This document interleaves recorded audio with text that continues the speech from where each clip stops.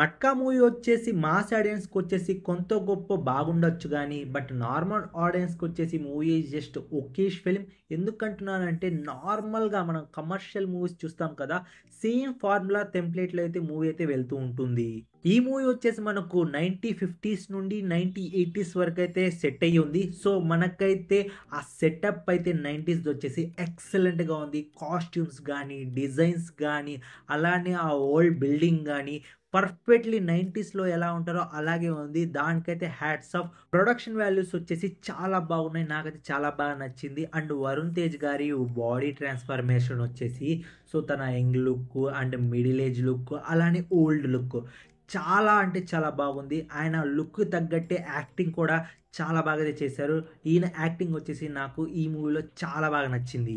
Basic story line ఏంటి అంటే మనకు ఎర్లీ 50స్‌లో వచ్చేసి హీరో అండ్ వాళ్ళ అమ్మతో వచ్చేసి వైజాగ్ అయితే వస్తాడు. వైజాగ్ వచ్చినప్పటి నుండి తను ఎలా అంత పెద్ద గ్యాంగ్‌స్టర్ అయ్యాడు అండ్ మనీ ఎలా సంపాదించాడు అనేదే స్టోరీ ప్లాట్. సో, ఈ మూవీ వచ్చేసి మనకు పక్కా కమర్షియల్ వేలో అయితే వెళ్తూ ఉంటది. మనం ఇలాంటి రొటీన్ మూవీస్ చాలానే చూసాం. అదే ప్యాటర్న్‌లో మూవీ అయితే వెళ్తూ ఉంటుంది. ఎస్పెషల్లీ ఫస్ట్ హాఫ్ వచ్చేసి మీకైతే స్లోగా అయితే అనిపిస్తది. అండ్ సెకండ్ హాఫ్ కూడా అలాగే ఉంటది. బట్ కొంచెం గ్యాంబ్లింగ్ చేసే విధానం, సో తను మనీ ఎలా సంపాదించాడు అది కొంచెం ఇంట్రెస్టింగ్‌గా ఉంటది. కొన్ని సీన్స్ అయితే చాలా బాగున్నాయి. ఆ సీన్స్ మినహాయిస్తే మూవీ వచ్చేసి పక్కా రొటీన్ కమర్షియల్ మూవీనే. మూవీ పాజిటివ్ గురించి మాట్లాడుకుంటే వరుణ్ తేజ్ గారి బాడీ ట్రాన్స్‌ఫర్మేషన్ గాని, ఆ లుక్స్ గాని చాలా బాగున్నాయి. నాకు చాలా బాగా నచ్చింది. అండ్ ఇంకో పాజిటివ్ ఏంటి అంటే మట్కా ఆపరేషన్ స్టైల్ ఉంటదొకటి.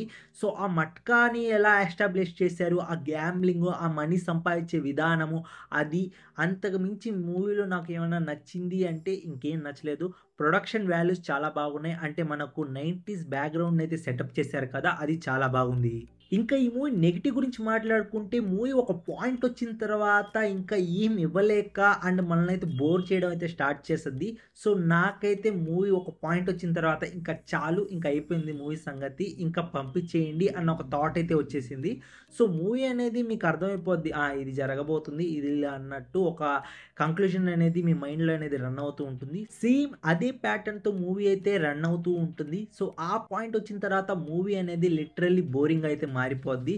సో, నాకు సాంగ్స్ కూడా అయితే నాకైతే అంతగా అయితే నచ్చలేదు. అదేదో స్పీడ్ బ్రేకర్స్ లాగా మధ్య మధ్యలో వస్తూ అండ్ కొంచెం ఇరిటేటింగ్ అయితే చేసే సాంగ్స్ అనేవి. ఇంకా మ్యూజిక్ గురించి మాట్లాడుకుంటే 'జీవి ప్రకాష్' గారు కొన్ని దగ్గర మంచి మ్యూజిక్ అయితే ఇచ్చారు. సో, మ్యూజిక్ అనేది నాకు కొంచెం నచ్చింది. అలానే ఈ మూవీ స్టోరీ కూడా మనందరికీ తెలిసిన స్టోరీనే. ఇంకా ఎవరో ఒకరు ఉంటాడు, వస్తాడు, వచ్చిన తర్వాత తనకంటూ ఒక సామ్రాజ్యం సృష్టించుకుంటాడు, డబ్బు సంపాదించాలనుకుంటాడు. సో, ఈ ప్యాటర్న్‌లో అనేది మూవీ అయితే వెళ్తూ ఉంటుంది.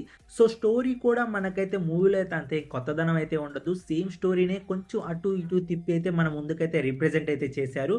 బట్ వింటేజ్ క్యారేజ్‌లో అయితే మన ముందుకైతే రిప్రజెంట్ చేశారు. అది కొంచెం నాకైతే నచ్చింది. సో, మనకు వింటేజ్ లుక్‌లో మనకైతే ఈ గ్యామ్లింగ్‌లు, ఈ మనీ సంపాదించడం సో, ఇదంతా కొంచెం మనకైతే కొత్తగా అనిపిస్తది.